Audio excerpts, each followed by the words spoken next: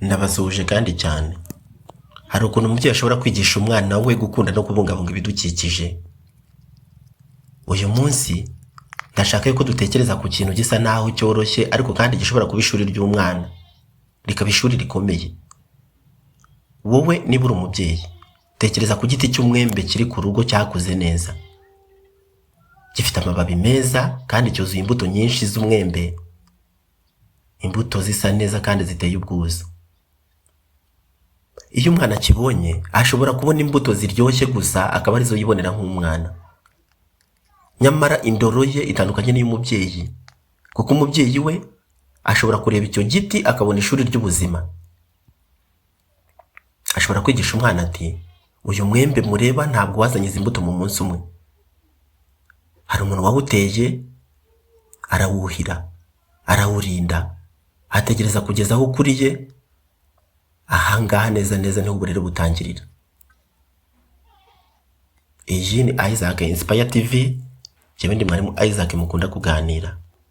Iyo ugeze kuri uyu muyoboro bwa mbere ukora subscribe kugira ngo ugerweho n'ibiganiro bitandukanye bigunyuraho.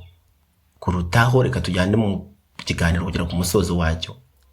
Uyu munsi reka turebe uburyo umubyeyi mwiza wa wundi uzi kurera, ukurikirana uburere bw'umwana we, ashobora gukoresha igiti cy'umwembe nk'igikoresho cyo kwigisha umwana. Akamwigisha gutera ibiti, akamwigisha kubibungabunga, akamwigisha kugira isuku no gukunda ibidukikije muri rusange. Nibyo dukwiye gutoza abana gukunda ibidukikije. Tubaho mu bidukikije kandi ibidukikije nibyo bitugize, bigomba kuba inshuti zacu. Abana ntabwo biga cyane ku byo tubabwira ngo ari byo bigiraho, ahubwo bigira cyane ku byo babona dukora natwe. Niba umubyeyi abwira umwana ati ugomba gukunda ibiti n'ibidukikije muri rusange, ariko umwana akabona umubyeyi yarandura ibimera, ashugunya imyanda ahantu hose, cyangwa wenda yangiza ibiti uko yiboneye, umwana ashobora kumwumva nibyo, akumva amagambo avuga, ariko agasanga amagambo avuga atandukanye n'ibyo akora, akabona yuko ibyo amubwira nta shingiro. Ahubwo umubyeyi ashobora kujyana n'umwana ku giti cy'umwembe, akamubaza ati urabona iki giti cy'umwembe urakibona neza? Yego. Umwana ati ndabona imbuto nyinshi kandi nziza. Umubyeyi akamubaza ati utekereza ko izi mbuto zaje gute? Ahangaha umwana atangira gutekereza. Umubyeyi abasha kumusobanurira ko igiti buriya gikenera amazi, ubutaka bwiza, gikenera izuba, gikenera umwanya wo gukura ndetse no kwitabwaho muri rusange. Iyo bimeze gutya rero, umwana atangira kumenya yuko burya ibintu byiza bisaba kubyitaho ndetse no kubyihanganira. Igiti cy'umwembe gishobora kuba isomo ryo kwihangana. Hari isomo rikomeye umwana ashobora gukura ku isomo ry'igiti cy'umwembe. Isomo ryo kwihangana ni isomo rikwiye kwigwa. Umwana ashobora gutera igiti umunsi umwe nibyo, ariko ntabwo akwiye kwitega yuko ejo kizaba cyabaye kinini cyakuze cyangwa wenda cyamaze gutanga imbuto. Agomba gutegereza, agomba kukivomerera, agomba kukirinda, agomba ndetse kureba niba hari ibyonnyi bikibangamira. Nyuma y'igihe igiti kirakura neza kandi kigatanga imbuto, maze umunsi umwe kikaba gifite imbuto nyinshi umuntu wese areba akakererwa, kubera yuko nyine cyatanze umusaruro ukwiye. Umubyeyi ashobora kubwira umwana ati urabona ko ibyo dukora uyu munsi bishobora kuduha umusaruro. Ntabwo bishobora kuduha umusaruro ako kanya, birumvikana. Iri ni isomo kandi ntabwo rikwiye kwigishwa mu ishuri gusa, ahubwo rishobora no kwigishwa mu myigire itandukanye, haba no mu muryango. Umwana wiga uyu munsi ashobora kutabona amanota meza ako kanya, ariko iyo akomeje kwiga agashyiraho umwete, agakora imyitozo no kwihangana, nyuma ashobora kubona umusaruro kandi ushimishije. Bityo igiti cy'umwembe kibasha kumubera urugero rw'ubuzima yigiramo mu buzima bwa buri munsi. Iyo umwana amaze kumenya agaciro k'igiti, umubyeyi ashobora kumwigisha kukirinda. Urugero, umubyeyi ashobora kumubwira ati ntukavune amashami y'igiti utabigambiriye, ntugateme igiti kubera gukina. Kwa kundi abana bakina batema ibiti ntabwo ari byiza, bakwiye kubyigishwa bakabyirinda. Ntugatwikire imyanda hafi yacyo, kandi ntugasuke ibintu byangiza ubutaka hafi yacyo, kubera yuko igiti gisabwa kurindwa. Ibi bishobora gukorwa mu buryo bw'ikiganiro, umubyeyi aganira n'umwana aho kubimuha nk'amategeko, kubera yuko burya abana nta nubwo bakunda amategeko. Umubyeyi ashobora kumubaza ati iyo umuntu avunnye ishami ry'umwembe ubundi n'iki gigutekereza yuko washobora gukurikiraho iki, ni izihe ngaruka zaza? Umwana agatekereza. Iyo ari gutekereza burya bari kwiga. Iyo umwana rero asubije, umubyeyi ashobora kumufasha gukosora igitekerezo cye cyangwa akamufasha kucyagura. Umwana burya bari mu yiga. Ubu buryo butuma umwana atiga gusa itegeko, ahubwo amenya n'impamvu y'iryo tegeko. Iyo umubuza kwangiza ibiti nk'itegeko, ntabwo biba bihagije, ahubwo akwiye gutekereza impamvu iryo tegeko rijyaho. Reka rero wenda twongere twebwe twirebere kuri wa mwembe wacu.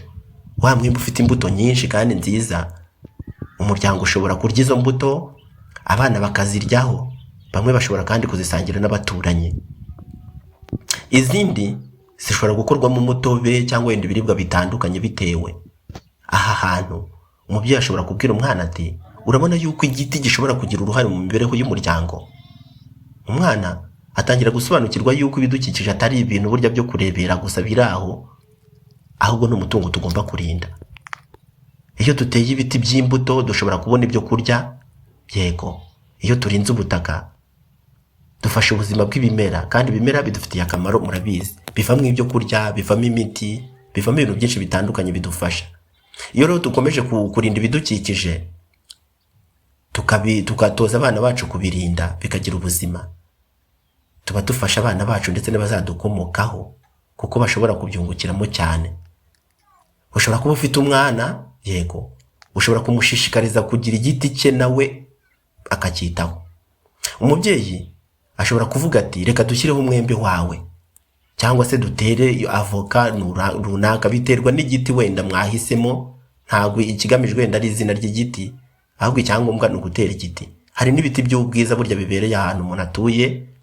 Ntabwo dukwiye kuba mu butayu cyangwa se ngo tuba ahantu hatari ibimera. Ibimera bidufitiye akamaro, umwuka mwiza, imbuto, byose bifite umumaro kuri twebwe. Icy'ingenzi mu by'ukuri ntabwo ari izina ry'igiti gusa. Icy'ingenzi ni uko umwana amenya yuko ari inshingano ze kwita ku biti. Kwa kundi bagenda babivuna ku muhanda bavuye ku ishuri cyangwa bajyayo, iyo babonye ubukwiye kubacyaha ndetse ukabibutsa neza yuko bakwiye kubirinda kubera ko bibafitiye akamaro. Mushobora no gushyiraho gahunda uyu munsi, kureba niba hari igiti gikeneye amazi, gukuraho ibyatsi bibi bigikikije bitari ngombwa, kureba niba hari ibyonnyi bicyangiza, kureba niba hari amashami yangiritse. Ibyo byose bifasha ibidukikije kandi bifite umumaro kuri twebwe. Iyo umwana rero abigize akamenyero, aba atangiye kwiga responsibility, kwiga inshingano.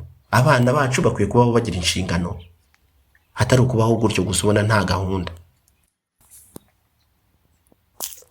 Muri ubu buryo kandi umubyeyi ashobora kwigisha umwana uburyo bwo kubungabunga isuku. Rikaba ari isomo. Hari n'indi myitwarire buryo umubyeyi ashobora kwigisha umwana akoresheje uwo mwembe. Bajyanye, bari hafi n'igiti, barimo baganira. Isomo ry'isuku. Umwana ashobora kwiga yuko imyanda idakwiye kujugunywa ahantu hose. Ashobora kwiga gutunganya imyanda wenda aho bishoboka. Ashobora kwiga gutandukanya aho ibiti bikurira. Kandi buryo umubyeyi ashobora kumubwira ati niba wenda dushaka ibiti bizaduha imbuto nziza, tugomba no kwita ku butaka bibayeho cyangwa se biteyeho. Ahangaha umwana atangira kubona isano iri hagati y'ibyo akora ndetse n'ingaruka zabyo. Abana bakwiye gukura bafite ayo makuru. Iyo ajugunye plastike mu butaka, ntabwo aba yangije ahantu gusa, kuko bishobora kugira ingaruka ku bidukikije. Ibi umwana akwiye kubimenya kandi akabitozwa. Niyo mpamvu uburere ku bidukikije bukwiye gutangirira mu rugo, ntabwo burya butangirira ku ishuri. Ngo umwana azamenye kwita ku bidukikije ruko yagezeho ku ishuri wenda bibuzwa n'abarimu, ahubwo ni wabo. Ababyeyi bakwiye kumufasha kumenya kubungabunga ibidukikije, akazagera ku ishuri ubwo afite ayo makuru.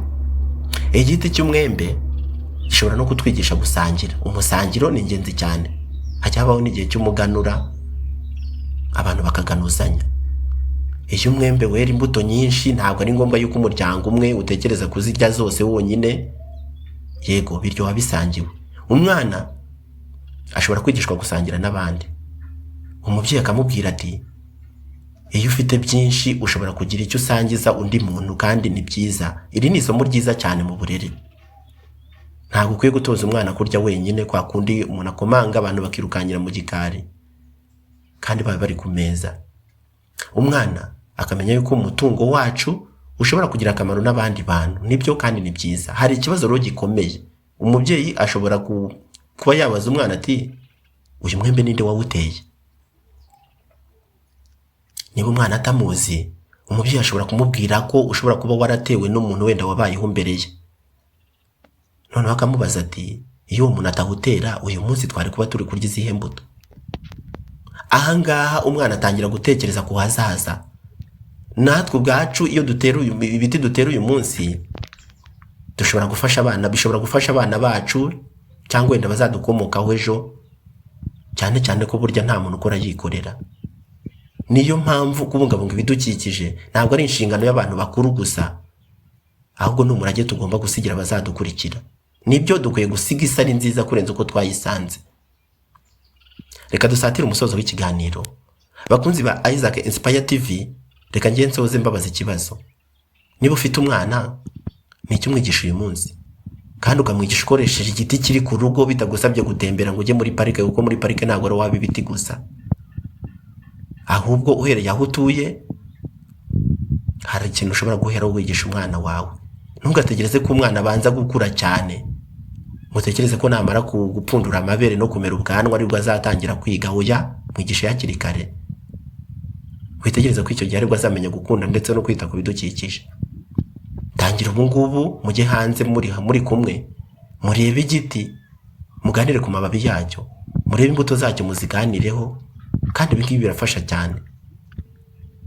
Ukwiye kumwigisha kukivomerera, ukamwigisha wenda kutangiza amababi ndetse n'amashami yacyo. Nibyo, mumwigishe kutajugunya imyanda aho abonye hose, kandi niba bishoboka mutere igiti ndetse mushyiraho na gahunda yo kucyitaho mwese, mubihurireho ko ni byiza. Kuko umwana wiga kurinda igiti kimwe akabyiga uyu munsi, ejo ashobora kuba ari we muntu ushinzwe ibidukikije ku rwego rw'isi. Kubera iki wumva ko bidashoboka?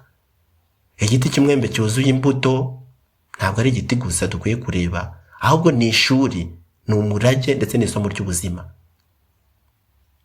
Ushobora kuba wakunze iki kiganiro kandi cyakugiriye akamaro, ni ngombwa ukande like, ukore subscribe kuri iyi channel Isaac Inspire TV, kandi usangize abandi bantu iki kiganiro, ababyeyi ndetse n'abandi bantu ubona cyagirira umumaro, kandi ni benshi cyagirira umumaro keretse kuba tabizi. Dufatanye rero gukomeza kurera abana bakunda ibidukikije, kubera ko ibidukikije ni ubuzima. Ndabashimiye cyane, ibiganiro nk'iki nakagaruka nawe ubutaha ndabakunda cyane.